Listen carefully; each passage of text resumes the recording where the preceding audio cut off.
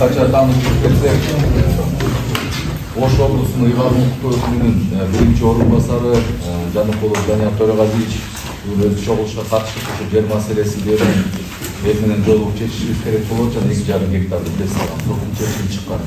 Ошо боюнча жалпы бул жерде Кара-Кулча районунун тиешелүү жетекчилери келди, начальник ООД, прокурор, ошондой эле кадастрдан келишти, инспекциядан бүт тармактан келишти. Ошо бүгүн бул жерде сиздер менен сүйлөшүп, ошо жанагы соттун чечими чыккан 2,5 гектар боюнча ишти бүтүрүшүбүз керек бүгүн. Чечим мына прокурордун алдында турайын. Сөздү анда урматтуу Төрөгазиевичке берели. Жер азыр кайсы жерде? Мен жакын алсам. Жер жакын эле. Жер 100 метр, 200 метр аттасак чыгабыз. Берди, да? Анда азыр жерге да чыгып көрөлүк, жеринде. Так, азыр сиздерге эми өчүртүрө. Областтан, мына областтык Гипрозем директору келди, мына отурат. Жерге жайгаштыруу, жер суу инспекциясынын жетекчиси келди, отурат мына. Экология келди.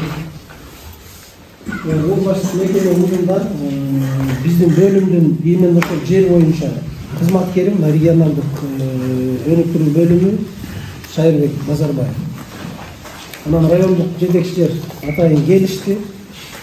Мына маселе боюнча архитектор, райондук архитектор. Кандай эмеде болгон шартта, кандай жердин эмеси? Кадастр. Айтыңыздарчы бир сире эмесин. Бүгүнкү күндө кандай абалда турат?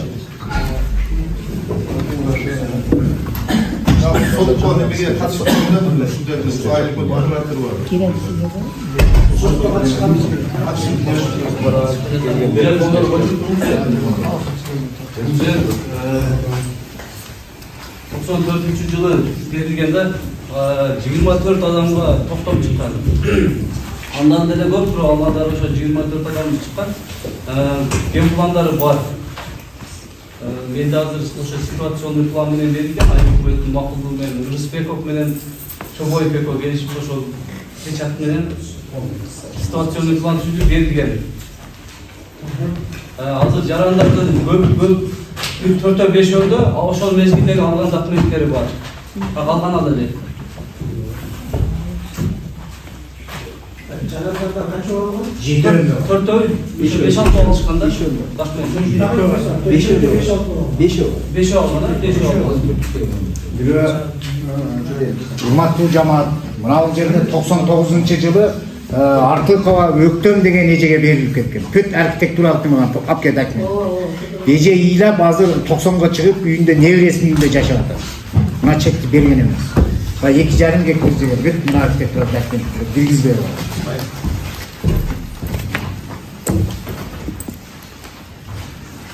Артыкова азыр үйүнө кирсеңиз болот, 90 жаштагы небересин жөнөтүп. Ушул жерде, да? Ушул мына жерде.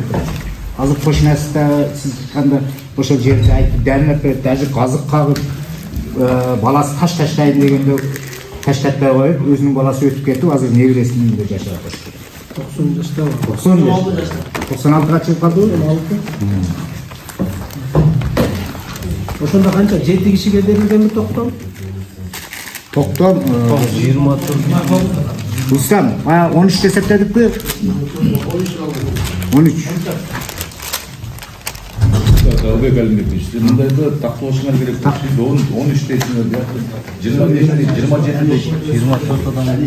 Жок, бул жерде 24 бирүү алысы мен тактаганда башка жерден берилип кетиптир. Азыр мына жерде 13 так турат, мына бир 14-күндө бар да. Анан кийин бизде дагы 10 жаран эң биринчи жер алып немесинде турат, категориясында.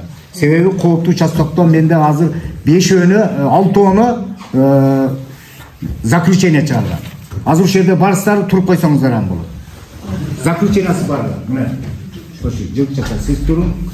Анан кийин сиздин дагы биринчи мындай тактап айтыңызчы, канча кишиге токтом берилди? Токтом 13 кишиге берилди. 13 тең бар. Жалпы 29 деп чыгыптı. Анан ал башка жерлерде тактады. Азыр 13 турат бу жерде. 13 жанагы коопсуз аймактан көчүрүлө турганда. Коопсуз аймактан деген. Коопсуз аймактан. Көчүрүлүш керек. Көчүрүлүш керек. Мыйзамдуу түрдө көчүп чыгып кетиш керек. 13 адамдыкы токтонуп турат ошол. Бар токтом. Андан тышкары? Андан тышкары азыркы мен айткан 6 заключениясы бар. Эмчистик заключение. Өтө муктаж дегендер? Өтө муктаж. Анан эми эки келинди күндө көрүп атасыздар. Күндө губернаторго кирип, жана онлайн немеге катышып атат. Ташматова Айда, Курманбекова Гүлзина деген. Анан о Каражыгаш деген мындан 20 километр алыстыкта бир эже бар. Ал эженин дагы биринчи жер алуу тизмесине кошконмун. Себеби небиреси бакпай кетишип, опекун болуп, ошонун карамагында турат экен. Аласы өтүп кетти. Ошо жерди алып иштетип азыр бербей жаткан ишкер барбы? Бул ишкер боюнча мен маалымат берип койсом, мындан 10 күн мурун биз мындай 10 күн эмес, канаке 26 сентябрда билдирүү таштаганбыз. Карагыз айыл өкмөтү сизге кайрылуубуздун мазмуну төмөндөгүчө. Карагыз айыл аймагындагы 2,5 га жерге Кыргыз Республикасынын жогорку сотунун 2022 жылдын 25 апрелдеги номурады 242/20 ЭМО токтомунда жарыя кылган учурдан тартып токтоосуз күчүнө кирет. Акыркы болуп саналат. Даттанууга жатпайт деген токтом чыккандыгына байланыштуу мыйзам чегинде тосмолоруңузду алып, коюңузду жазып билдиребиз. Мен бул билдирүүнү арендаторго билдиргенимдин себеби жогорку соттун чечимин алгандай мен бул келишимди бузайын деп берге чакырып атам. Номер 6 токтомдо 2018 жылы айыл өкмөт менен арендатор өз жеке канаке немени түзүшкөн келишимди. Ал келишимде 1,5 гектар чөбөрүмдү 1 гектар сугатайды деп түзүшкөн. Бирок ошол багытында бир жолу да пайдаланган эмес. Жерди 1 гектарды сугатайды деген айдалган эмес. Только чөбүн оргон өзүнчө пайдаланган. Мына бул жерде ошол мезгилдеги айылдык кеңештин төрагасынын орун басарында отурат. Азыркы мезгилде айылдык кеңештин төрагасы. Мына Шабданов Кубанычбек Ильязов. Ушул жөнүндө да сурасаңыз болот. Келишимди түзүп атканда мына бул жерде аукционго коюлган эмес. 21 депутат билген эмес. Же билгенби? Билсе билди деп айт. Biz bilgen emesmiz. Bizim sırtımızdan özleri hükümet menен arendatör kelişim tüzüp olgan. Tüzüp olgandan biz bilip kaldık. Bu kelişim jokka çıksın dep toktom çıkarganбыз. Bирок ошол токтомду биз мыйзамсыз чыгарып койгон экенбиз, эч ким кайрылбай туруп. Ошону жарыгыча сотко барып жооп берип атам мен. Эмне үчүн ушул токтомду өзүңөр бузалбаган токтомду чыгаргансыңар? Болуп туруп билбей чыгарганбыз десем да улук айтпай чыгарып. Биз бирок ошол токтом жокко чыксын деп 20 депутат 2,5 гектар жерди айыл өкмөтү берип атканда. Биз билген эмеспиз. Жок, берип атканда бүт талап ошол аукционго коюлуп, талаптар конкурс өткөнбү, сакталганбы? Жең ичинде гана өкмөт. Айыл өкмөт менен эле тиги арендатор ижара алуучу өздөрү эле түзүп. Канча жылга түздү? 10 жылга. 10 жыл. Кайсы жылга? 2018ден 2028 жылга. Бул 2018 жылы түзүлгөн окуябы? Бул алдыңкысы 20 жылга түшүп убакыт бүткөн болчу. 16 жылы бүткөн окуяны 2 жылдан кийин айыл өкмөт узартып атат. 2 жыл ортосунда эч ким узартып 2 жылдан кийин. Birinci kelişim 1996 жылдан 2016 жылга чейин түзүлгөн. Ал келишимде өз багытында иштеген эмес. Ал келишимди да мен бар жоон мына бул жерде оригиналный жоголгон айыл өкмөттө көчүрмөлөрүн таап чыкты. 2016 жылы арендатордун келишими бүткөн, 2 жыл ошол айыл өкмөт кооптуу чостоктон жарандар келет деп туруп ал жерди бербей жүргөн.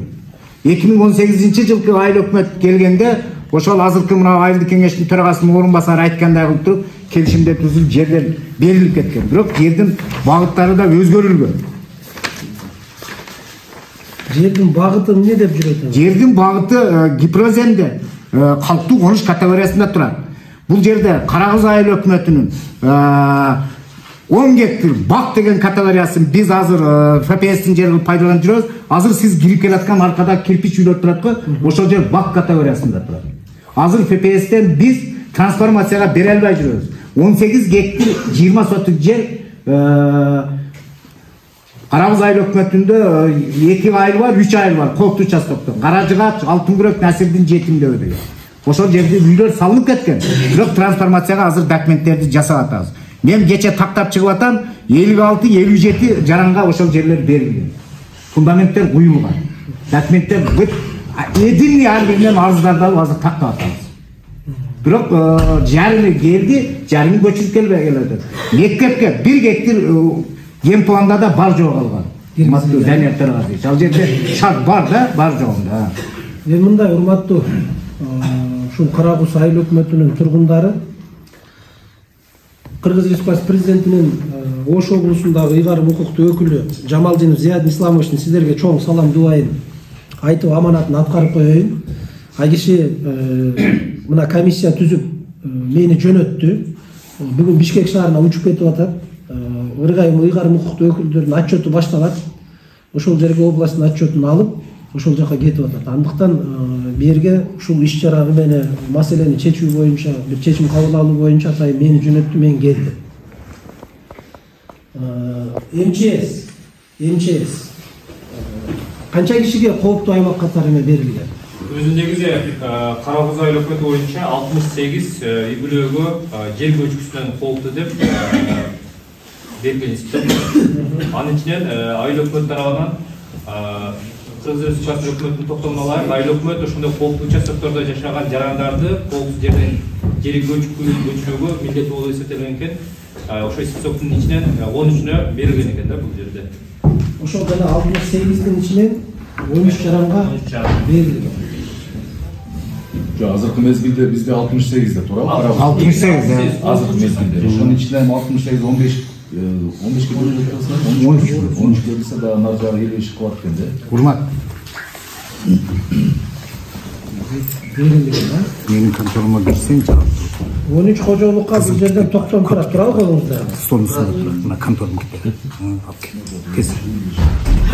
Ага чейин да бияктан берилген, коопсуздук жайлар. Силер салынып аткан. Ал жакка мындай кандай десем, жалпы чыккан да. Бир ай сели көчүрүлүп атат аяка чыкты. 68-ден ошондо 55 калып атабы? Отуруңуз. Гипрозек. Эмеде картада эмне каралган? Категорияда эмне деп каралган сиздерге? Муну бериле турган жер жана 2,5 гектар. Алаш.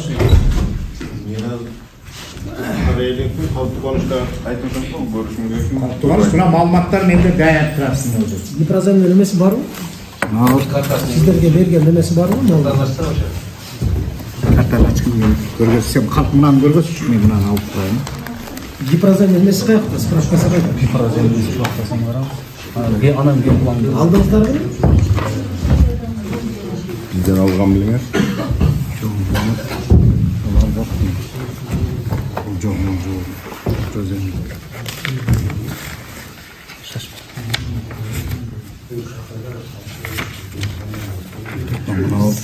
Маалыматты мынандай алып берген да,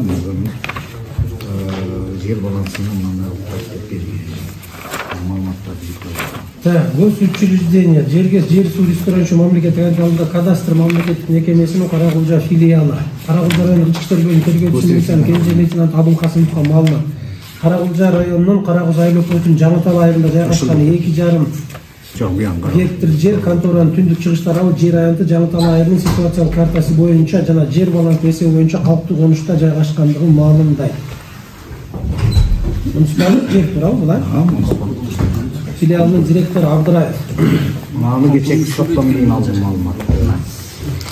Так, госучреждение кадастр дейт. Карагуз айыл өкмөтү аймагында жайгашкан 2,5 гектар жер аянты Аскаров Айдар Бекболотович менен Карагуз айыл өкмөтүнүн ортосуна түзүлгөн ижара келишими жогорку соттун чечиминдер негизинде жокко чыгарылып, айыл өкмөтүнүн муниципалдык менчиги болуп кайра каттоого алынды. Эми алдыңарбы көйлүк? Кадастр. Ошол жер боюнча каттоого өзүңөргө алдыңарбы? Мына эме берип атасыңар, маалымат берип атасыңар. Менчик алынды. Айыл каттоо алынды. Жок, муниципалдык менчик алынды. Катталдыбы? Кандай эмес? Каттоо эмне калган?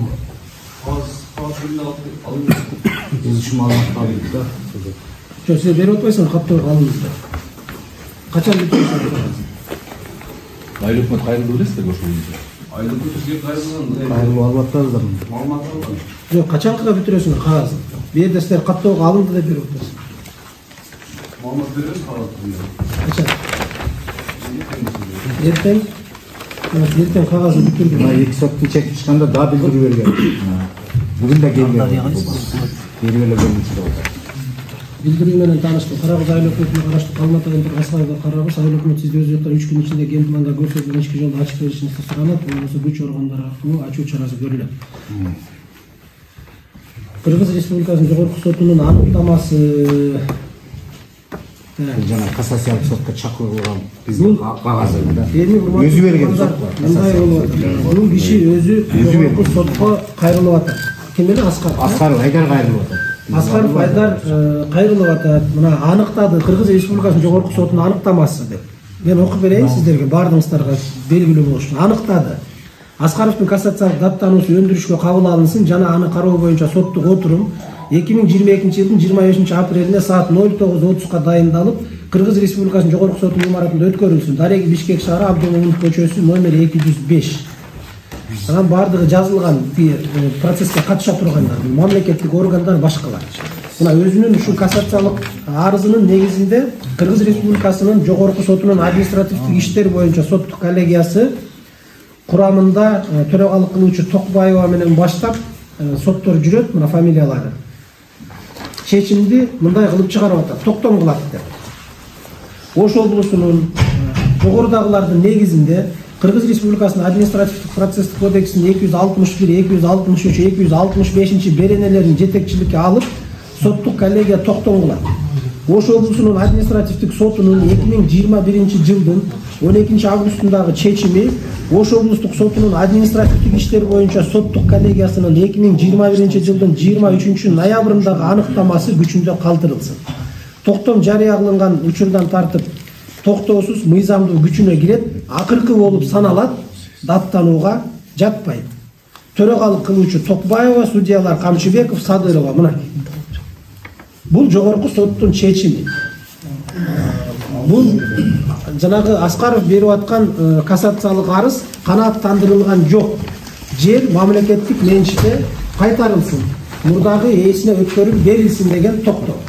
Бул өзүңүздөр билесиздер, жогорку соттун токтому чечими даттанууга жатпайт андан. Эң акыркы чек жогорку сот болот. Мындан аркысын жергиликтүү бийлик, сот аткаруучулар, күч органдары буну эгерде соттун чечимин аткарбай жатса, аткартууга милдеттүү. Ошолор келип иштеп муну аткарыш керек. Эгерде соттун чечимин аткарбай жатса, анда ал киши дагы соттун чечимин аткарбай койгондор боюнча жоопкерчиликке түздөн түз тартылат. Мамлекет бар. Бүгүнкү күндө мамлекеттик бийлик, мыйзам кадимкидей иштеп атат. Мындан ары иштейт.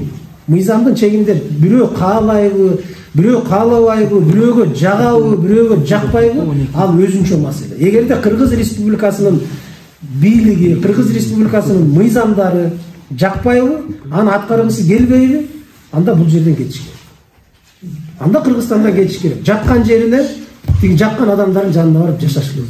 Андай болбогон күндө мамлекеттик мыйзам бүгүнкү күндө аткарылат. Мамлекеттик органдар ошон үчүн отурат.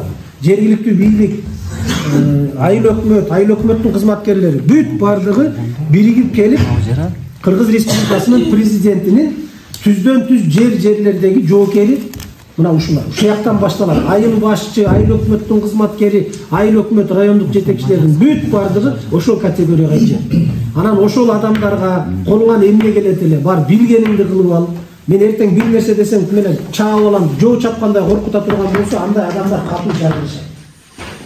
Ошол жанагы Аскаровго окшогон ишкерлердин бардыгына кулагына күмүш сырга. Мындан ары мыйзамдын чегинде иштейт, мыйзамдын чегинде жашайбыз. Антип айыл өкмөттүн тиги кызматкерлерин, райондук жетекчилерди, президенттин жерлердеги жоокерлерин коркутуп, башка кылып, мен антибирем, мен мынтибирем деген адам катуу жаңылышат. Ошол сөздөрү, ошол кыймылы үчүн жоопкерчиликке тартылат. Муну бардыгыбыз оң кулак менен сол кулак менен угуп алышыбыз керек. Эгерде Кыргызстаныбыз керек десек, Кыргыз мамлекети өссүн, өнүксүн, алдыга жылалы, бир өнүккөн мамлекетте жашайлы, ушу жашоо оңолсун десек, анда бардыгыбыз мыйзамга баш ийип, мыйзам чегинде жашашыбыз керек. Жок, Кыргызстаныбыздын кереги жок. Кыргызстан өнүкпөй эле койсун, өспөй эле койсун, ушундай деңгээлде жашайбыз десек, анда бардыгыбыз мыйзамдан чыгып алып, өзүбүздүн билгенибизди кылышыбыз керек. Эки гана жолубуз бар. Биздин Кыргызстаныбызды кошуна мамлекеттерден келип, эч ким өнүктүрүп, өстүрүп бербейт. Муну ачык эле моюнга алышыбыз керек. Башка мамлекеттер үчүн өсүп өнүккөн Кыргызстандын кереги жок. Биз аларга тизе бүгүп, көзүн карап, жалдырап, карыз сурап, башка сурап турганыбыз аларга эң жакшы. Алар ошону каалайт. А биз ага карабай өсүшүбүз керек, өнүгүшүбүз керек, алдыга карай жылышыбыз керек. Бул ар бирибиздин милдетибиз. Ушул айылда жашап атам, мен айылда жашап Кыргызстандын өнүгүүсүнө кандай салым кошмок элем, мага эмне кереги бар, менин колуман эмне келет деген адам катуу жаңылышат. Айылдагы ар бир жашап аткан адам карапайым адам. Ар бириңиздердин кыргыз мамлекетинин өсүп өнүгүшүнө салымыңыздар чоң.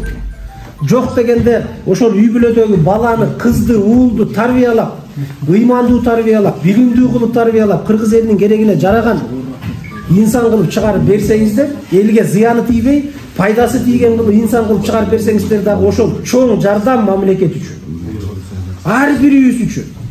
Эгерде ар бириңиздер мыйзамды сактап, мыйзам чегинде жашоону уюштуруп берсеңиздер, мисалы айылдын жегиндеби, тиги райондун неме деңгээлиндеби, ошонуңуздар дагы чоң пайда мамлекет үчүн, чоң жардам. Жер бул Алланыкы. Жер Алланыкы. Анан биз ушул жерге келип, эки соту жер талашып, кырылышып жүрөбүз турганда.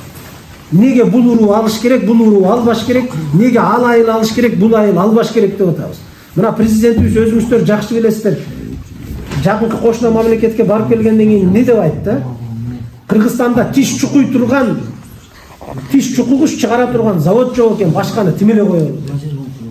Мына кошуналар кече машина чыгарып атса, бүгүн самолет чыгарып атса. А биз 2 күндүн биринде жер талаш, 2 күндүн биринде суу талаш, ушул жерде жүрөбүз. Мына областтын деңгээлинде кыдырып, бир күндө губернаторга бир 40 киши келе турган болсо кайрылып. Ошонун 35-и жер талаш менен келет. Ишенесиздер? 35-и. Биринин үстүнө бирине токтом берген көп жерлерде мына 30 жылга чейинки бийликти системасы эми кандай иштерди аткарып келди, эмне кылды, аны өзүңүздөр жакшы билесиздер. Ал ар ким Алланын абийиринин алдында, таразасынын алдында, ар ким өзүнүн абийиринин алдында жооп берет. А күндө келет. Бүгүн мына жер сатып, жалаң ошо жер менен шугулданып, биринин шапкасын бирине кийгизип, биринин токтомун бирине чыгарып берип аткан адамдардын мына бүгүнкү күндөгү Алланын касиети ушунда, бирөө дагы жыргап кеткен жери жок. Аны бардыгыңыздар билесиздер. Мына жер сатып байып, жер сатып мен шугулданып, миллионер болуп кеттим, жашоом тим эле жыргалдын үстүндө өтүп атат деген бир да адам жок. Мына жер салгандар, жер сатып жүргөндөрдүн асты жерде жатат. Бүгүн жер жамандап барбасын. Ортосу камалып түрмөдө отурат. Арты тергөөдө жүрөт, дагы камалат. Дагы камалат. Себеби адамдын жүрөгүндөгү нерсени адамдын назарына калып, биринин шапкасын бирине кийгизип, бирин алдап, экинчисинин алдап отуруп кеткен адам эч убакта жыргабайт. Алланын таразасынан өтпөйм, мен ошого түшпөй калам, кыйга өтүп кетем, алдап кетем деген пенде катуу жаңылат турган. Алланын таразасы ушундай бир күнү түшүрөт, анан ошол күнү ээсине келип артын караса дагы кылчайып эч нерсени ойдой албай калган учур болот. Муну биз азыр өзүбүздүн башыбызда мына жашообузда көптөрүн көрүп атабыз. Ошентип жер сатып, элди алдап, бирөөлөрдү ыйлатып, бирөөлөрдү сыздатып, бирөөнүн жерин тартып алып, бирөөгө алып берип жүргөндөрдүн баардыгын көрүп атабыз. Эгер жыргаса ошолор жыргап кетет эле. Эгер ошолор жыргап бай болуп кетсе, бизден өзүнчө бөлүнүп космоско чыгып жашайт эле, биздин жол менен жүрбөйт эле, биздин абадан дем албайт эле, өзүнчө тим эле тиги өздөрүнчө аба жасап, таза аба жасап космоско чыгып албак. Эми пенде баласы ушундай экенбиз. Пенде баланын оюна кое турган болсо, пенде Кудайдын жанына эле барып кошуна болом дейт. Мен жанына отуруп алып маселени чечем дейт. Биз пенде ушундай экенбиз. Ошон үчүн пенде деп айтат экенбиз. Ошон үчүн бир ынтымакка келип, келиңиздер бир алдыга жылалы, өсөлү, өнүгөлү. Кеп ушул жердеги 2,5 гектар жерде эмес, кеп деген толук мамлекетибизде турат. Кыргыз мамлекети эртең кандай болобуз? Мына көрүп атасыздар, ааламдашуу доорунда кандай замандар өтүп атат. Мен деген мамлекеттерди бири-бирине салып берип, бири-бири менен согуштуруп, бири-бирин жок кылып атат. Экономикасы асмандап жүргөн мамлекеттер бүгүн согушуп өзүнөн өзү жок болот. Мына Ливияны алыңыздар. İşlevegen kişisine $800 пособие берген екен. $60.000 жаңы үйлөнгөн кишилерине капитал берип балдарына, жаңы үйлөнгөн, жаңы турмушта көтөрүп жүргөн мамлекетти бүгүн эмне кылышты? Ошого жеткирген Каддафини эмне кылды Ливия? Талкалады, жок кылды, бирок бүгүн мамлекети жок. Ошо Ливиянын халкынын жарымы деңизге чөгүп өлдү. Качкын болуп ар кайсы жакка жете беришти. Жарымы качып жүрөт. Мына көрүнгөн мамлекетте баш калкалап жүрөт. Өзүндө калгандары мына талкаланып бири-бири менен согушуп атат. Эгер Алла Таала каарына кое турган болсо, ынтымак кетсе, биримдик кетсе, адамдан пейил кетсе, акыр заманды башка жактан асмандан күтүүнүн кереги жок. Акыр заман ушул мына. Ошентип пейилибиз тарый берсек, жер талаша берсек, суу талаша берсек, бири-бирибизден кыскана берсек, эмнеге эшматтык болот, жок ташматтык болуш керек, эмнеге айгүл өтүп кетиш керек, мен назгүл өтүшүм керек эле дей бере турган болсок, Алла жакшы айткан, ынтымак бар жерге ырыс берем деген. Ынтымагың жокпу, эртең ырыскыңды да баарын кыят. Бүгүн мына өзүңүздөр көрүп атасыздар. Суу жок жерде мына өрттөр кандай болот? Суулуу жерге суу бербей коет. Суулуу мамлекеттерде суу бербей өзүнөн өзү жок болуп атат жаратылыш. Анын бардыгы жөн эле нерсе эмес. Өзүнөн өзү эч убакта болбойт эч нерсе. Ошон үчүн бүт ынтымакка келели да, биримдикке келели дагы мамлекет керекпи? Жашайлык. Мамлекет, мына кыргыз мамлекети. Ошол сиздердин Каракуз айыл өкмөтүнөн турат. Кайсыл айыл эле? Жаңы Тала айылы. Жаңы Тала айылынан турат. Ылай Тала айыл өкмөтүнөн, анан Каракулжа районунан, анан райондор биригип Ош облусу, анан Ош облусунан кыргыз мамлекети турат. Эгер үйдүн пайдубалы бузула турган болсо, анда мамлекеттик структура бузулат анда. Үйдүн пайдубалы, мамлекеттин пайдубалы мына ошо Каракуздан, Жаңы Талаадан башталат. Ар бириңиздер ошо мамлекеттин пайдубалында турган адамдарсыздар. Сиздер эгер туура жолго кетсеңиздер, анда бардыгы жакшы кетет.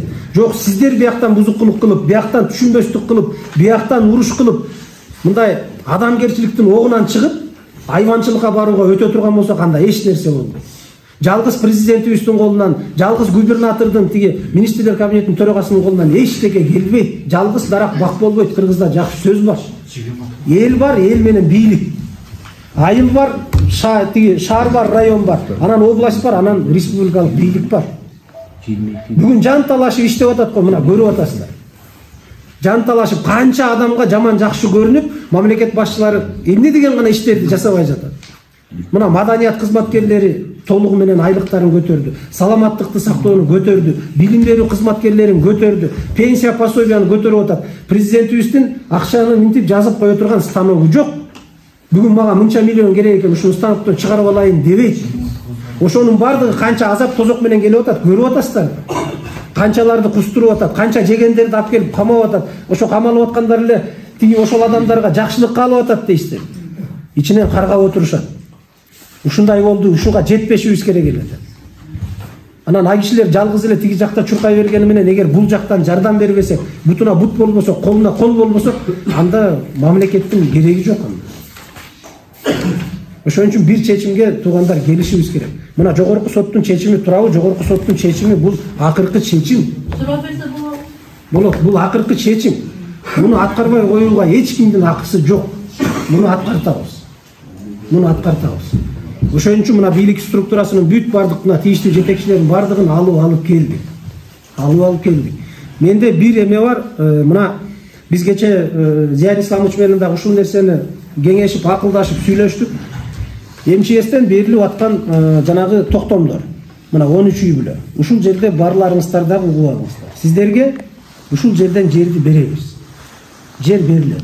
Токтомуңуздар менен мына бүгүн азыр архитектор келди. Архитектор кана? Район архитектор. Кадастр келди, бүгүн казыктарын кагат. Бардыгын бөлүштүрөбүз жерди. Сиздерге өткөзүп берет токтом боюнча. Бирок кызыл китепти сиздерге азырынча бербейт. Сиздердин токтомду кадастр каттайт, архитектор каттайт, айыл өкмөт каттайт өзүнүн эмесине. Үйдү курасыздар. Ошол жерге көчүп келесиздер. Эгерде үйдү курбай, сатып жибере турган болсоңуздар, кечирип коюңуздар, бир дагы кагазыңыздар, бир дагы мамлекеттик органдан оформить этилбейт. Сиздерге убакыт берилет. 1 жылдын ичинде үй куруп, ошол жерге көчүп келип жашоо кылбасаңыздар, жерди кайра ошол эле токтом менен арып калабыз. Жана эки келин да ошентип түшүнтүп айтып атам. Жерге берилип атканда документ ошондой берилет мындай. Себеби бизге жеткен маалыматтар боюнча жерди алып, эртең сатып берем деп чуркап жүргөндөр да толтура келет. Ошон үчүн биз айтып атабыз, жерди беребиз, бирок жер сатылбаш керек. Муктаж болуп атабы, муктаж деп табылдыбы, мамлекет берген жерге үйдү курсун. Себеби мындай окуялар көп болгон экен буга чейин. Кооптуу аймактан көчүрөт, жерин алат, өзү кооптуу аймакта кала берет, тиги жака баласына үй салып берип койгон, тиги жерден да көчпөйт, тиги жерден дагы көчпөйт. Ошону менен ана кооптуу аймакта калып атат. Кудай сактасын. Мына Кудай сактасын. Алла да сактансаң сактайын дейт экен го. Эгер ошол жерде жер көчкү болуп кете турган болсо, суу ташкын башка болуп кете турган болуп, бир киши курман болуп калсын, мына Кудай сактасын. Бүт бардык доону мамлекетке артабыз. Мамлекет кылбай койду, мамлекет карабай койду, мамлекет көчүрбөй койду, мамлекет ошол жерден алып чыкпай койду. Ошон үчүн биз азапка калдык деп эртең бардык доонун бардыгын мамлекетке коебуз. Ошон үчүн биз аракет кылып атабыз. Ар бир көчүрүлбөй турган кооптуу аймактагы үй үчүн биз жооптуубуз.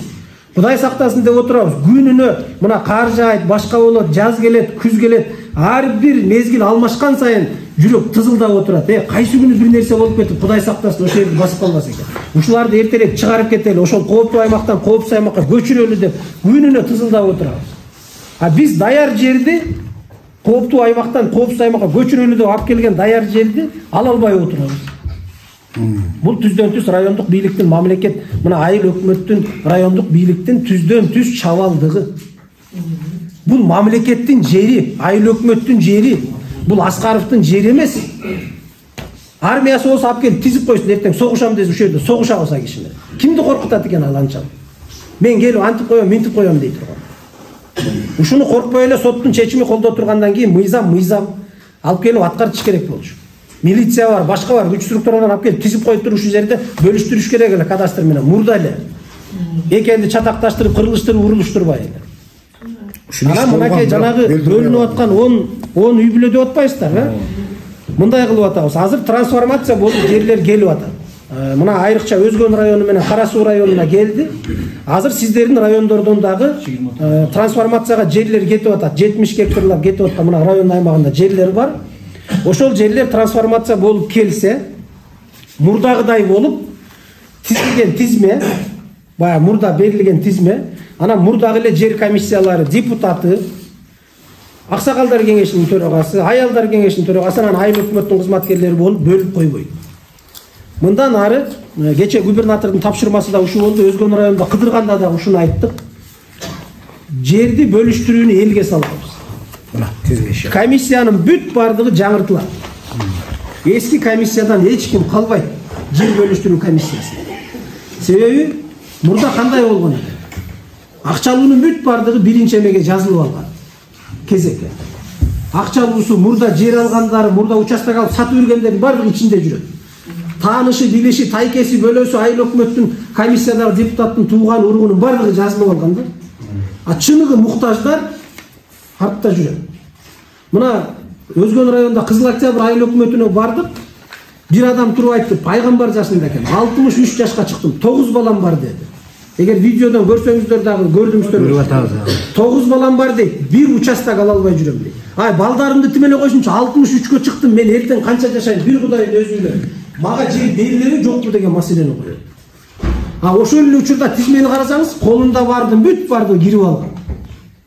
Ошон үчүн азыр трансформация болуп келген жерлерге айыл-айылга жыйын кыласыздар. Айылдын элин толугу менен жыйнап, райондон келет, областтан келебиз, мына бөлүмдөр бар, кишилерди жиберебиз, отурасыздар дагы айылда жыйын кылып туруп, анан салабыз. Мына тизме Закиров Турдумамат мисал. Бул мисал. Бар, туруп калды. Айылдын элине, анан айылдын элине салабыз. Мына ушул киши муктажбы же муктаж эмеспи? Мисалы мен областта жатып алып билбейм да, тааныбайм да, айылда кандай шартта экен. Сиздерге элге салабыз. Анан эл айтасыздар. Бай, Закиров Турдумамат бул муктаж. Мындай шартта жашап атат. Ушуга беришибиз керек десеңиздер беребиз. Анан жок, Закиров Турдумамат муктаж эмес. Бул мурдада чек алган, сатып жүргөн, балдарынын чеги бар, колунда бар, башкасы бар десе, кечирип коюңуз, анда чийебиз. Анан ошол айылдын протоколун, айылдын жыйындын протоколун түзүп, мынау адамдарга муктаж чындап ушуларга берилсин дегенди кол коебуз дагы ошол протокол менен анан участоктор Кудай буйрса чектер элге таратылат. Ошондо бир калыстыкка келбесек, комиссияны кандай кылып түзсөңүз деле жообун табат экен. Комиссиянын таанышын табат, тууганын табат, бөлөсүн табат, жээнин табат, анан дагы тааныштарга кетет. Дагы эле 30 жыл болсо деле биз ушул окуя менен кете беребиз, ура деген. Ошон үчүн ушундай чечимге келдик. Каттар дагы райондук администрацияларга келди. Мындан ары трансформация болуп келген чектерди эч кимге таратпайсыңар. Чек берүү баягы мурдагы эски эреже менен токтотулат. Бүт бардыгы жаңы эрежеге өтөбүз деген кат келди. Мына түздөн түз акимдер өзүңөрдүн мойнуңар менен жооп бересиңер деген кат келди. Азыр эми мындан ары чектин берилиши ошондой болуп таркатылат. Анан мына 13 үй бүлө, жанагы сиздер айтып аткан кийинки 10 үй бүлө баягы муктаж деп аткандар. Чыныгы муктажбы, муктаж эмеспи, аны эл, айылдын эли өзүңүздөр чечесиз. Эгер ошол 10 адамдагы муктаж деп тапсаңыздар, анда ошол жерден чекти бөлүп беребиз. Мына 13 адамга токтому турат, 13 адамдыкы. Буларга автоматтык түрдө чек берилет, бөлүнөт. Андан тышкаркы жерди калыстык түрүндө жанагындай айылдык жыйын класстардагы муктаж дегендерге бөлүп беребиз. Ал жерге башка эч ким отурбайт. Акимдин да таанышы кирбейт, айыл өкмөттүн да тууганы кирбейт, губернатордуку дагы тууганы келбейт, эч ким катышпайт, эч нерсе болбойт. Жердин тагдырын кимдер алат, сиздер чечесиздер. Ошондой кылып чечим кабыл алдык. Чечим ушундай болду. Мына азыр Кудай буйруса чыгабыз жерге. Чыгып тиги архитектор, кадастр архитектор бүт казыктарынын бардыгын кагып, генплан бүткөнү же бүт элек. Генплан бүткөн болсо ошо генпландын негизинде бөлүп берет чектерди. Урматтуу Данияр Төрөгазиевич, азыр менин биргелешкен комиссиядан сунушум, генпланда муниципалдык 3 жол бар. Жолдор бар. 3 жолду ачабыз. Мына бир жолду ачам деп, мына сиз айткандай кылып мен 2 жылдан бери барамын. Мэрдеги айылдын баары жолду. Роуду менен да келгенмин, акимчилик менен да келгенмин, прокуратура менен да келгенмин. Аштырган эмес. Үй папал болуп калып турган. Азыр Мәтірайым Аксакал келбей калыптыр, сен улук билесиң, а? Азыр ошол жерлерди барып туруп мага көргөзөсүздөр. Менин погрузчигим турат. Мен азыр из саламын азыр. Муниципалдык менчикти алышым керекмин. Биринчи жерди алам, жолду. Мына бул жерде 4-5 жаран бар. 2-3 жылдан бери арызданып жүрүшөт. Биз кире албай атабыз, агылып атабыз. Акыркы мыйзамга чейин мен алардан суранып жүрөм. Урматтуу Данияр Төрөгазиевич, мен жогорку соттун чечимин колго алалы, анан иш баштайлы деп. Мына келди, арендаторга кабарды бердик. Ир отуруп түз кеңешели деп атабыз. Сиз айткандай кылып туруп, булгарча 1 жыл 2 жыл мурун бүт райондогу жетекчилер менен келип дагы чоң жыйынды кылганбыз, билесиздер, а? Мына жерде бар жок отурасыздар. Даже ага 2-3 чек берер, жерди бошот. Ушундай. Эми келбеди, насип экен сиз келип атасыз. Жогорку соттун чечими турат. Соту жок эле, буну айыл өкмөт келишимди бузуп кое турган иш эле бул жердечи. Себеби кооптуу участоктон мына азыркы мен айткан 6-7 бүтүн 2 жылдан бери палатка тигип жашап жүрөт. Урматтуу Данияр Төрөгазиевич. Ана азыр 96 чыккан чалды мен 2 жыл ушул жерде көзөмөлдөп отурдум. YouTube'larda açsanız бар жок турат.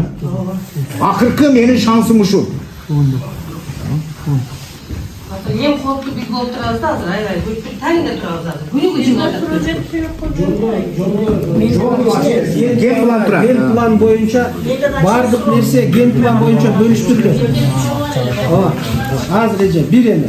Андан кийин мындан ары мындай туугандар.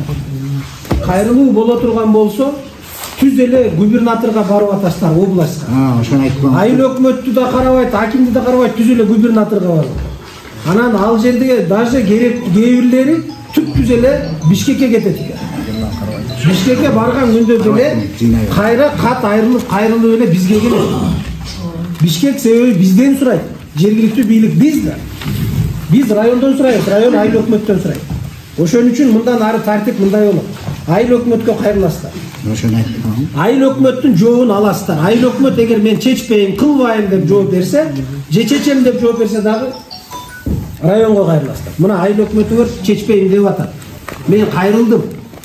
Же мен арызымды жаздым эле 14 күндөн өтүп кетти, мага жооп да болгон жок деп кайрыласыздар. Район чече албаса анан областка келесиздер. Мындан ары область түздөн түз кайрылууларды кабыл албайт. Себеп дегенде мындай болуп атат. Эми сиздер биз Ошто туруп Каракулжадан келсе, айна жок кабыл алып атабыз. Себеп Каракулжадан барса, Алайдан барса, эми бул ушуну кайра кетирип жүрбөй кабыл алалы деп кабыл алсак, айыл өкмөтүнүн да чечими жок, райондон да чечим жок, кайрылган эмес. Бирок түздөн түз губернаторго келип алды. Ошондо бир күндө элестетиңиздер 40 адам келип атат. Бир күндө 40 адам. Анда биз эч жака чыкпай эле, эч нерсе жумуш жашабай эле, кабинетте эле ошо кишилердин сөзүн угуп эле отурушубуз керек. Маселе чечип элечи.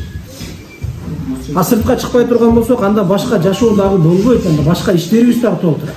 Ошон үчүн кайрылуунун тартибин мындан ары ошондой кылабыз. Айыл өкмөткө кайрыласыздар, районго кайрыласыздар. Бул кишилер эгер чечпесе, анда областка келесиздер. Анан область кийгизишебиз баардык нерсе. Эже сиз сурооңуз бериң. Сизибиз YouTube каналынан аябай жакшы ойдо, жакшы менен келди. Сизге ишеним менен келдим. Мына Калмат айылынын тургуну болом. Мына жерде азыр сиз токтомго өттүңүз да. Мына азыркы бөлүнө турган участка Жаңыталы айылына өттү. Аскаровдон ушу Жаңыталы айылына чечилди деп атат. Айыл өкмөткө чечилди. Менчикке бөлүндү деп атат да. Ошол жерде мына Калматай айылында дагы жаштар бар да. Жерге муктаж жаштар бар. Анан бул жер азыр уже бөлүнүп калган. Айыл өкмөттүн баласындагы жер уже бөлүнүп калган жерлер да. Анан ушу Калматайдын жана уруу болуп бөлүнөбүз, уруу болуп эметип атабыз деген сөз ушул жерде да бизде да уруучулук бар да. Калматайдын айылындагы жаштарга ушул жерден жер берилбейт экен да. Негизинен бул ушул участка Калматай менен Жаңыталанын ортосунда турган участка да. Бирок ушу бир да Калматайдын адамдарына берилбейт экен, жаштарына да берилбейт экен, муктаж болсок дагы берилбейт экен. Бул жер мына айыл өкмөт турат. Айыл өкмөттү карап айтып атпаймынбы? Бизге Калматайга эч кандай бул жерден жер тийбейт экен. Себеби биз Калматай бөлөк уруубуз. Башка 5 айыл барбыз, 5 айылдын 5өө бөлөк уруу, бир гана Калматай биз бөлөк уруубуз. Биз бул айыл өкмөттө өгөй балабыз. Өгөй бала катары эсептелебиз. Эмне үчүн ошол Жаңытала менен Калматайдын ортосунда турган жер Калматайдын балдарына, Калматайдын муктаждарына берилбейт, төртөө ушул баркы 5 айылда муктажга берилет деген суроо менен сизге кайрылып атат. Биринчи суроом ушул. Анан Калматайда эч кандай муниципалдык жер жок. Мектеп салайлы десек да жерибиз жок. Мектепти көрүп кетсеңиз болот. Жардын башында турабыз. Алдыбызда жар, 2 жылдан 3 жылдан бери спорт залга фундамент куюп койгонбуз. Фундаментибиз ошол боюнча турат. Ол проектини дагы баштакы айыл өкмөт түшүнүп алып кетип калган биздин проект өткөн жеринен. Айыл өкмөт ушул неме түшүнүк айынан болчу да. Сразу бизге келген немени тендерди ошол жакка буруп кеткен. Ол айдан ачык турат. Анан биздин спорт зал ошо фундамент куюлган боюнча турат. Анан мектебибиз жардын башында. Кичинекей эле жерибиз бар. Линейке өтө турган жерибиз да жок. Бир биздин жерибизди көрүп койсоңуз да болот. Детсад деген жок бизде. Детсад дегенди өмүрү көргөн эмеспиз Калматай. Өмүрүбүздө детсад деген түшүнүк жок бизде. Азыркы заманда андан кийин ушул жерде бизге мектепке детсадка анан биздин айылдын жаштарына да жер бөлүнсө деген максат менен келдим. Тегиз болсо, айыл өкмөт тегиз караса бизди дагычы Калматай айылын бөлүп койбош керек. Калматай айылы бөлүнүп калып атабыз. Жерибиз жок, эчтекебиз жок. Биз гана детсад салайын десек, участкабыз жок. Мектеп салайын десек, участкабыз жок. Эч ким бербейт, бизди эч ким укпайт. Сиз айтып атасыздар, бул жерден түз эле бизге келип атасыздар деп. Себеби айыл өкмөттөн маселе чечилбесе сизге барамыздар. Эл бураганда барып атат. Карапайым эл кыйналып атат мына. Мына жерге 100 келсек да айыл өкмөт эшигин жаап коет. Мен коронавирус мезгилде айланайын айыл өкмөт, мен ушу советке балам барып келсин, строй материал алып келсин десем, ушул айыл өкмөт менин балама уруксат бербей, Тасманын балдарын кетирип берген. Мына көзү турат. Мен ошондон бери таанып жүрөм ушул балагачы. Тегиз карабайт. Анан дагы бир экинчи маселе. Ушу Калматай айылынын жайыты да жок. Жайыттери да жок. Жайлоосу дагы жок. Эми мына жакында бери айыл өкмөт, айыл башчыбыз бизди мынтип кысып атат. КПСдин жерин алабыз. КПСдин жерин бизге бересиңер, айыл өкмөттүн балансына өткөрөсүңөр деп атат. Калматайда жайыты да жок болсо, Жайлоосу да жок болсо, эмне үйүбүздө камап отуруп кайтарабызбы малыбызды? Жылкыларыбызды коробузга кайтарабызбы? Бизге жайып бериңиз, айыл өкмөтү сураган, сиздер мына губернатордун замынын алдында сураган. Жайлообузду чечип бериңиз, анан купесин жерин сураңыз. Бизге жайлоо таап бериңиз, жайып таап бериңиз экинчи маселебиз. Анан кийин купесин жерин сураңыз. Купесин жерин алганыңызда деле ол бүткеле жер. Ошону менен жан сактап атабыз. Мына жогору жакта жерлерибиз бар, Коргой деген жерлерибиз бар да. Ошону мына жетимдөөдүн адамдар биздин жерлерди басып алган. Ошону мына айыл өкмөт бизге алып бербейби? Биздин айылга тийген жерди жетимдөөдө 1-2-3 үй бүлө жерибизди тартып алган. Ошол боюнча ошолор иштетип жүрөт. Биздин эл ала албай атат. Себеби биздин элдин үлү иш жакка жетпей атат. Мен айламды кураганда şu mına dedim bulgundu sizge kayrılıp atamın. Anam dağı bir mesele. Oşol bizim Jogortak'ta yerlerin, yürüyüş götüygen yerlerimizde buna Cetin'de ödegen ayıl var, Jiprom degen ayıl var. Güdündösü, çömüzdü, orgulbay.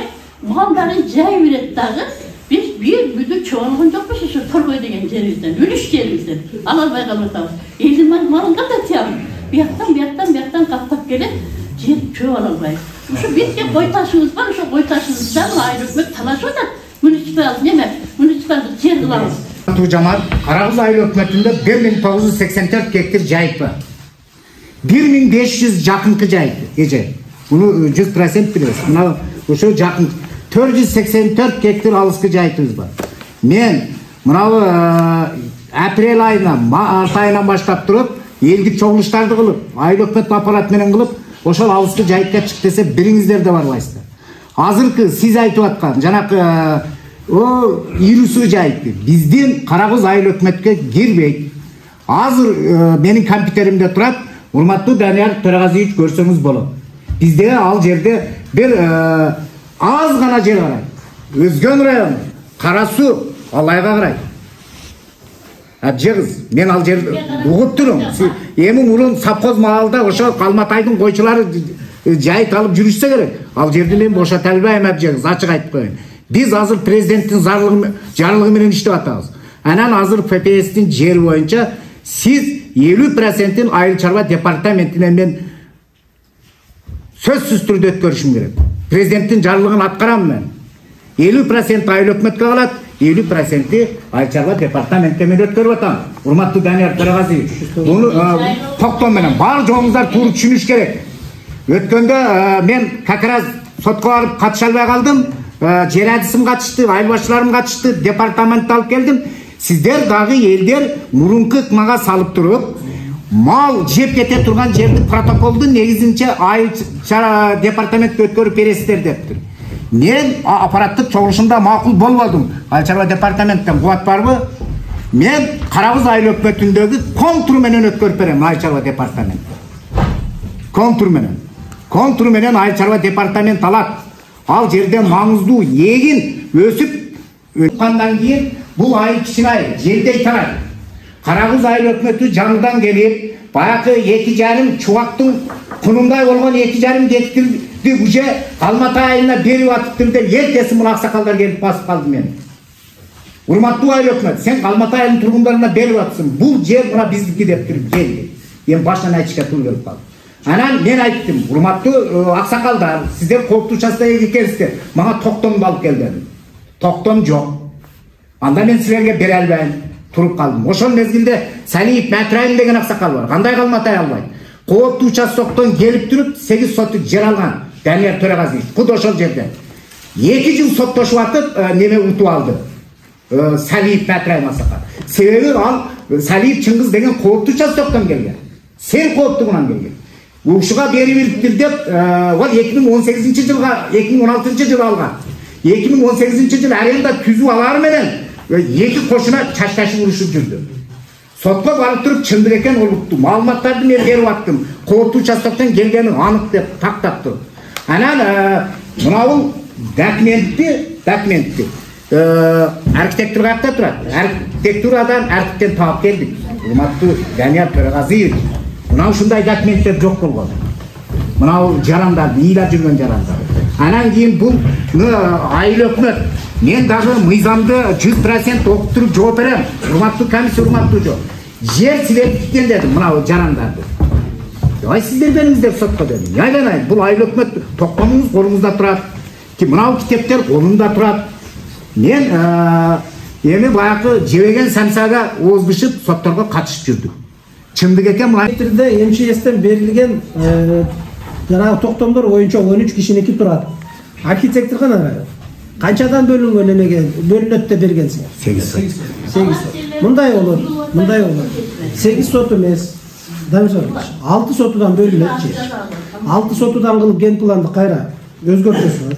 6 сотудан ар бирин отургузасыңар дагы. Жерди мына 13 МЧСтин жери берилип атпайбы? Токтом менен алат. Калганын бүт бардыгын Калыс, Калматайдан дагы бересиңер жаштарга. Бирок аны эл гана чечет. Калматайдын элине салгыла. Эшматпы, Закирови, Ташматпы, ким муктаж, ошону эл чечет, протокол кыласыңар дагы элдин чечимин баарына кол койдуруп туруп алып келип ошону коесуңар дагы ошол чечим аркылуу бересиңер. Мындан кийин бир жака берилет, экинчи жака берилбейт деген маселе болгон. Эки сотудан кыскарса дагы бир топ жер чыгат. Ошону муктаждарга бөлүп, ошондой кылып отурасыздар. Кадастр, архитектор прямой сиздердики. Милдет. Сиздердики. Ошону контролго алып туруп отурасыздар.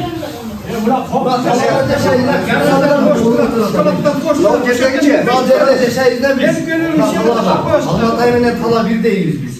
Бул жак жетимдөө, бул эмеден көчкүдөн көчүп келген үчүн биз мына Таланын эли унчукпай турабыз. Ушу жетимдөөгө берилиптир жерлерчи. Ошо кооптуу эмеден келди. Бул Алматайдын жаштарына бериле турган болсо, мына жерден Талага да бересиздер. Не дегенде биз да уш территорияда жашайбыз.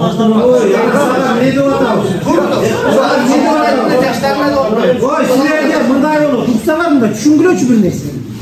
13 кооптуу жерден жана жетимдөө беле? Дагы бар, уну бар. Көчүрүлүп келгендерден тышкаркы жерлерди айылдагы муктаждарга бардыгына Калыс таратылып берилет. Ар бир айыл 6 соту. 6 сотудан бери. Айыл өкмөтүнөн бир сизге суроо. Эмне чындыгында мен айыл кеңешинин төрагасымын. Бул 13 адамдан башка дагы 56 адам бар. Кооптуу участок. Сиздин айтканыңыз боюнча алар 2 айылдын жаштарына берип калса кооптуу участокто жашаган элдерди кайра көчүрүп кетет.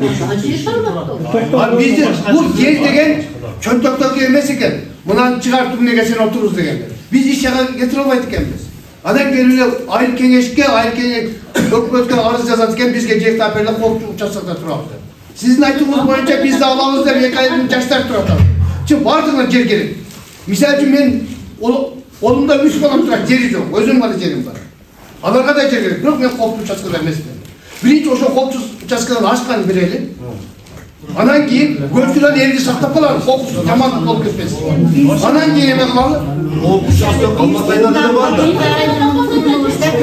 Алматайга жолбойт. Эки баламын, 4 баламын биринин жери жок, Россияда жүрөт. Келе турган болсо бир үйгө батпайбыз. Бир гана үйүбүз бар. Мисалы үчүн кооптуу жер келет деп биздин балдарыбыз ошо Россияда жүрүп эле ошол жакта өлө бериш керек да. Бизге дагы жер керек. Биздин дагы базардын Алматайда карап коелу, айланайдар. Урматтуу жамаат, бир сөз. Урматтуу Данияр Төрөгазиевич, биз алдын ала иш пландарды түзгөнбүз. Мен ырайы администрацияга маалымат бердим, ал президенттик аппаратурага сиздерге жетти. 50 сотиги этажный үй курулат, ачык айтпай. Азыр сиздер оюңуздарды билгизип атасыз. Мына жерде мен Данияр Төрөгазиевичтин алдына койдум. Мен сол өкмөт эмесмин, Мерде тизмеси жок турган. 334 жаран турат. Этаж үйгө тыгыласың, ачык айтпай. 50 сотик жерге мына тизме турат, 334 жаран бар. Пулуң барын аласың ошого, кирип ал.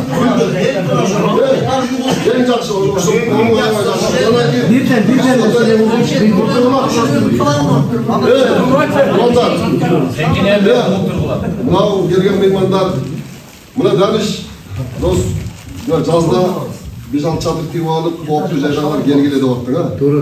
Биздин келгендер келди, бир гана ошо Закировдор келди, башка эч кимди көрбөдүк. Экинчиден биздин дагы мына Алматайдан кооптуу жайда жашайбыз деп бирок көчө келди эле. Келсең мына үй чатырга кир, жашайсың ушул жерде, эмнеден чекти берем, ушул үйдү саласың. Мен үйүмдү, мен намес буздурамын, жайытып өткөрүп берем деди. Үйүңү сразу бузамын деди. Үйүңү сал, үйүңү бузамын деди. Мыйзамда ушундай деди. Ол дегенде олар кадар аркасына карабай качып кетти кайра. Биз кайра келип үйдү салып бүткүчөп толганча убакыт кетет карамага. Эми ошол азыр кооптуу жайдаларды алып келем деп атасың. 10-20 алып келип ошол үйдү салдырганда ошонун үйүндө буздурасың да ошо. Буздурабыз. Буздурасың үйүн. Азыр Данияр Төрөгазич айтты. Кооптуу жайдарды көчүп алдыңда. Сен алып кел, пожалуйста, бер. Онун бересиң, 20-сына бересиңби? Оякта үйлөрүн бузасың.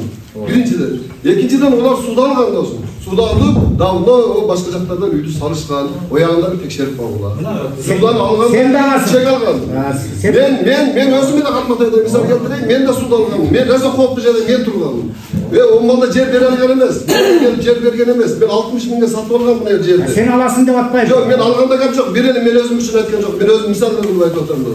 Менден ошо 3 балам жок калган була жеңем айткандай.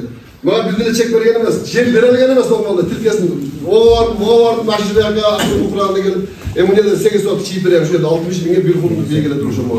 Сатып алганмын. Ошондой кылып бизде толтура алмайлар. Бала чакасын баары тонатыда жүргөндөр. Аны сен айтканда ошо дом салсаң, калыс кылып берсең берди. Анан бардыгы кооптуу жайга коюп коем деген туура эмес. Kooптуу жайга коюп коем, анан 50-60 киши бар, дагы сатасына мынандай бар деген. Сен азыркыны кылсаң анан кийин ошодон үй сал. Мен бузуп келип анан үй сал. Менин комиссиядан суранычым баягы айтып кетти. Мен азыр муниципалдык гана жолду ачам. Калганын өзүмдүн иш планым бар. Ошол боюнча мен тиешелүү адистеримди иш алып барам. Бар жогун таркатып жүрбөйм мен азыр. Мыналардыкы мен айлас, булардыкы мыйзам. Булардын колунда токтом бар. Мен булар жок кыла албайм. Жок кылбай эле кой. Мен бер деп атам оны. Бирок ошо бизге ойгон муктаждууларга да кыласыз да. Мен айтып атпайм. 50 сотик жерде этаж үй салалы. Бар жок шарт түзөлүү. Анан жогорудон киши айтып кеткендей, о үйүн оерге коюп коюп бала чакасы жашап, бир баласына бир үй салып берип коюп, чекти сатып берип. Мондай кылсаң туура келбей калат да ошо. Азыр мындай болуп атат, урматтуу туугандар. Мына Араван районунда Араван Сити деген көп кабаттуу шаарча башталды. 9 кабаттан турат, 8 үй курулган жатат. Жакында мына бир жума болду, губернатор барып биринчи үйгө башталышына капсула салып келди. Ансар Трейд деген компания утту. Эми азыр котлованын казып атат. 350 орунду мектеп, 150 орунду бала бакчасы менен шаарча куруп берет. Эгер ошол 5 гектар жерди биз жана инфраструктура, жол башкасынын баардыгын калтырып тура турган болсок, ошону калтырып туруп элге таратып берсек, 70 үй бүлөгө чек берет экенбиз. 700 үй бүлө, эме 70 үй бүлө. А ошол эле Алиянаров айыл өкмөтүнүн, жалгыз эле Алиянаров айыл өкмөтүнүн өзүндө 2,5 миңден ашык жарандар үйгө чек алабыз деген боюнча кезекте турушат. Ал 2,5 миң адамга биз 25 жылда дагы чек берип бүтө албайбыз. Себеби бир маселе бар, туура түшүнүңүздөр. Эгерде жердин бардыгын эле биз бүгүн трансформация кылып эле турак жай деп турак жайга бере турган болсок, чек кылып, анда эртең азык түлүк коопсуздугу деген чоң маселе бар. Өзүңүздөр жакшы билесиздер, малга тоюп деген чоң маселе бар. Эртең адам жашаш керек. Жалаң эле үйгө кирип эле чек бөлүп алып, үйгө кирип алганда эле үй куруп алса эле жашоо өтө бербейт. Үй кургандан кийин ичине азык түлүк керек. Аны камсыз кылышыбыз керек. Малыңар турат, малга тоюп керек, жем керек, аны камсыз кылышыбыз керек. Бу дагы өтө чоң маселе. Жер бардыгыңыздарга жетпейт. Мына бул президенттин тапшырмасы, жаңы тапшырма келди. Жерлерди чек кылып, жанагы жаңы трансформация болуп келип атпайбы жерлер? Ошол жерлерди чек кылып таратууну мындан ары токтотосуңар деп. 5 сотудан, 6 сотудан, 8 сотудан жер бермей жок. Бардык жерде көп кабаттуу социалдык үйлөрдү куруу башталат, Кудай буйрса. Мына ошонун биринчиси Араван районунун Алиянаров айыл өкмөтүндө башталып атат. Ошол долбоор толугу менен Кудай каалап, Кудай тынччылыгын берсе, ишке ашып кете турган болсо, анда бардык жерге ушул нерсе жайылтылат. Себеби көп кабаттуу үй көтөрбөсөк, жер азыр бардыгыңыздарга жетпейт. Бүгүн 50 үйүңүздөр аласыздар, эртең дагы артыңыздарда канча деп атасыз калганы? 334. Ошол 50 үйүнгө катталышат. Анын ар жагындагылар карап, анан алардын дагы балдары чоңоюп келатат да, туурабы? катталбай калгандар толтурат ар жагы. Бар. Ошентип отуруп келип отурса кийинки жаштарга жер жок калат. Асманга чыгып жашайбыз. Ошон үчүн көп кабаттуу үй көтөрүү программасы кирген. Кудай буюрса көп кабаттуу үйлөр мына Арабан районунда башталды. Ошол ийгиликтүү ишке ашса баардык жерлерди алып атабыз. Трансформация болуп келген жерлерден көп кабаттуу үйлөрдү курганга деп 5 гектар, 10 гектардан жерлерди алып атабыз ар бир райондо. Ошонун ичине мына сиздердин мынагы 2,5 гектар жердегини 50 сотуну ошол көп кабаттуу үй курганга калтырабыз деген маселе башында эле айтылган. Эгерде бул маселе дагы сиздердин өзүңүздөргө салынат. Эгерде эл журт ушул нерсеге макул эртең көп кабаттуу үйдү кире турган болсо, мына 50 соту жерге азыр 5 сотудан, даже 6 сотун тим эле коеюн, 5 сотудан бөлө турган болсок 10 адамга жер тиет. Болду.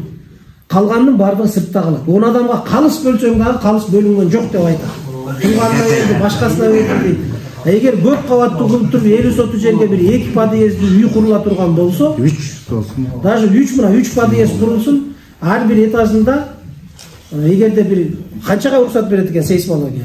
3 ана мектеп 3 этажда, 3 этажда берет. 3 этаж эле жок, көрдүңөрбү сурап, сейсмология канчага берет архитектура? Курулуш. Канчага 5 этаж. 5 этаж. 5 этаж. Сейсмология институтунан канча этажга көтөргөнгө мүмкүнчүлүк бар? Алдыңар беле Закирич? 4-төн 6 Ал элексиңер. Ал элексиңер.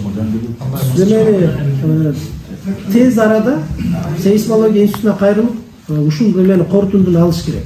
Канча этаж үй курганга бүгүнкү күндө ушул жердин шарты уруксат берет. Жок.